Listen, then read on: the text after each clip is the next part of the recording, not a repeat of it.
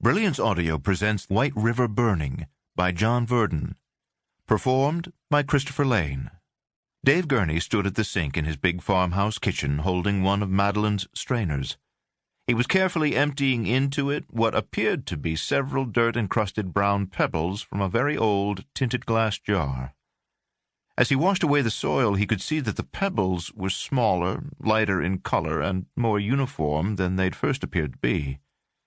He laid a paper towel on the sink island countertop and eased the contents of the strainer onto it. With another paper towel, he carefully patted the pebbles dry, then carried them, along with the glass jar, from the kitchen to his desk in the den and placed them next to his laptop and large magnifying glass. He started the computer and opened the document he'd created with the archaeological graphics program he'd acquired a month earlier, shortly after discovering the remnants of an old laid-stone cellar in the cherry copse above the pond. What he'd found in his examination of the site so far led him to believe that the cellar may have served as the foundation of a late 17th or early 18th century structure, perhaps the home of a settler in what then would have been a wild frontier area. The archaeology program enabled him to overlay a current photograph of the cellar area with a precisely scaled grid, and then to tag the appropriate grid boxes with identifying code numbers for the items he'd found at those locations. An accompanying list linked the codes to verbal descriptions he'd provided along with photos of the individual items. Those items now included 2 iron hooks that his internet research told him were used for stretching animal hides, a tool fashioned from a large bone, probably a flesher for scraping hides, a knife with a black handle, the rusted remains of several iron chain links, and an iron key. He found himself viewing these few objects, barely illuminated by his scant knowledge of the historical period with which they seemed to be associated, as the first tantalizing bits of a puzzle, dots to be connected with the help of dots yet to be discovered. After recording the location of his newest find, he then used his magnifier to examine the bluish, slightly opaque glass jar. Judging from the pictures on the internet of similar containers, it seemed consistent with his estimate of the foundation's age.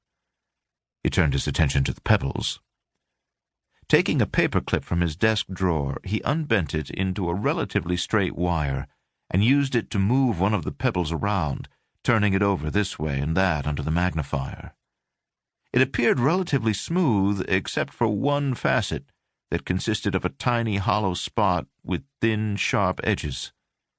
He went on to a second pebble, in which he saw the same structure, and then on to a third, a fourth, and the remaining 4 after that.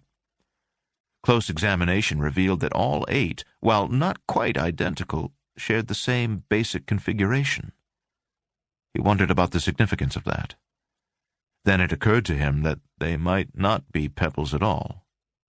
They could be teeth, small teeth, possibly human baby teeth. If that's what they were, some new questions came immediately to mind, questions that made him eager to get back down to the site and dig a little deeper. As he stood up from the desk, Madeline came into the den.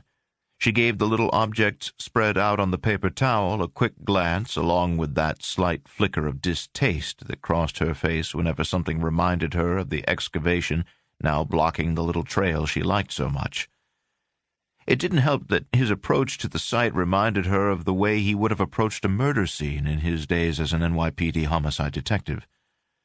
One of the persistent sources of tension in their marriage was the gap between her desire for a clean break with their past lives in the city, an unquestioning embrace of their new lives in the country, and his inability or unwillingness to shed his career-long mindset, his persistent need to be investigating something.